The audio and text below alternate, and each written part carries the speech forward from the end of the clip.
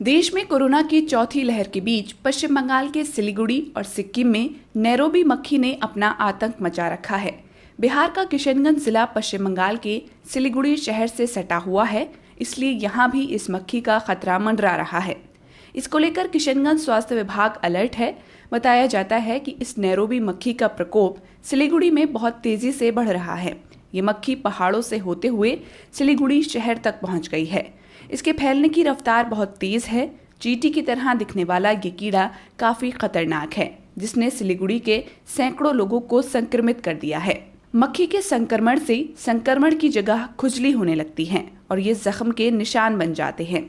इस जख्म के भरने में कम से कम 1 हफ्ता लगता है। यहाँ ये भी बता दें कि ये मक्खी फसलों में लगने वाले कीड़ों को अपना शिकार बनाती है। इस लिहाज से ये किसानों के लिए फायदेमंद है, लेकिन जब ये मनुष्य के संपर्क में आती है तो लोगों को संक्रमित कर देती है। ये मक्खी काटती नहीं है, बल्कि शरीर पर बैठने से जहरीला तरल पदार्थ छोड़ती है, जिससे लोगों की त्वचा में जलन और जगह जगह पर इन्फेक्शन हो जाता है। चिकित्सकों का कहना है कि अगर मक्खी शरीर पर बैठे या चिपके तो उसे छूना नहीं चाहिए। छूने पर इसे मसलने से ये एसिड जैसा जहरीला पदार्थ छोड़ता है, जिसे पेड्रिन नाम से जाना जाता है। ये बहुत हानिकारक होता है। पेड्रिन के त्वचा के संपर्क में आने से ये रसायन जलन पैदा करता है।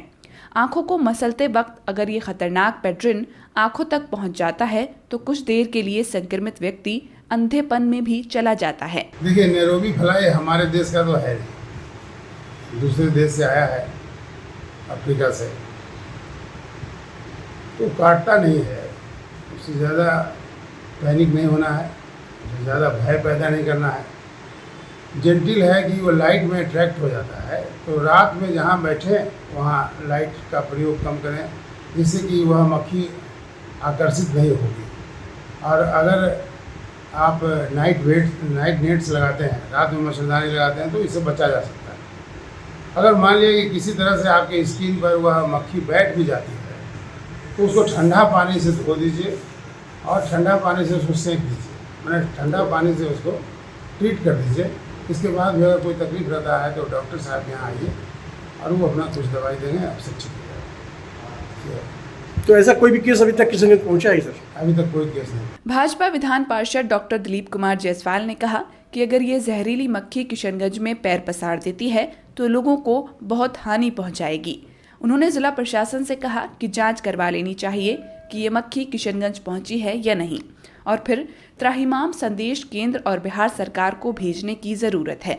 हमको लगता है इसके लिए किशनगंज के जिला प्रशासन इसकी जांच करा ले कि किस तरह से वो किशनगंज की ओर बढ़ रहा है, तो इसको त्राहिमाम तुरंत जो है भारत सरकार और बिहार सरकार को, जिला प्रशासन को खबर भेजना चाहिए। और अगर इस तरह की मक्खी आ जाती है तो बहुत लोगों को इससे जो है शारीरिक और स्वास्थ्य में हानि पहुंचेगा, इसलिए त्राहिमाम संदेश भेजने की जरूरत है। किशनगंज सिविल सर्जन ने कहा कि सभी अस्पतालों को अलर्ट कर दिया गया है। उन्होंने लोगों को सलाह देते हुए कहा कि अगर शरीर पर इसके बैठने या चिपकने का किसी को पता चलता है तो इसे धीरे से फूंक मारकर उड़ा देना चाहिए या फिर ब्रश कर इस एसिड फ्लाई को हटा देना चाहिए। इसके बाद त्वचा को साबुन के पानी से अच्छे से साफ करना चाहिए। वहीं नगर परिषद के कार्यपालक पदाधिकारी दीपक कुमार ने इस जहरीली मक्खी के आक्रमण को शहर में रोकने के लिए शहर में साफ सफाई की व्यवस्था करने और ब्लीचिंग का छिड़काव करने की बात कही। महाराष्ट्र की सिलीगुड़ी में इस तरह की बातें बढ़ रही हैं, तो हम लोग सतर्क हैं। हम लोग डेली फॉगिंग करवा रहे हैं रात में, और लोगों से अपील है कि आस पड़ोस में गंदा पानी जमा नहीं होने दें और सजग रहे, और फुल कपड़ा पहने के मच्छर नहीं काटे लोगों को। और हम लोग प्रयास करेंगे जहाँ भी ब्लीचिंग का जरूरत है ब्लीचिंग छिड़वाएंगे, चूना छिड़वाएंगे और फॉगिंग कंटिन्यू रखेंगे। तो इसमें जो यहाँ के नागरिक हैं उसको सतर्क होने की काफ़ी ज़रूरत है, वो गंदा ना फैलाए, क्या अपील करेंगे? ये कहीं ना कहीं प्रशासन अकेले नहीं कर सकती है जब तक कि जनता का सहयोग नहीं मिले। सजग रहना है, और एक वो बहुत बड़ी समस्या नहीं, हम लोग इसको आसानी से कॉप अप कर लेंगे।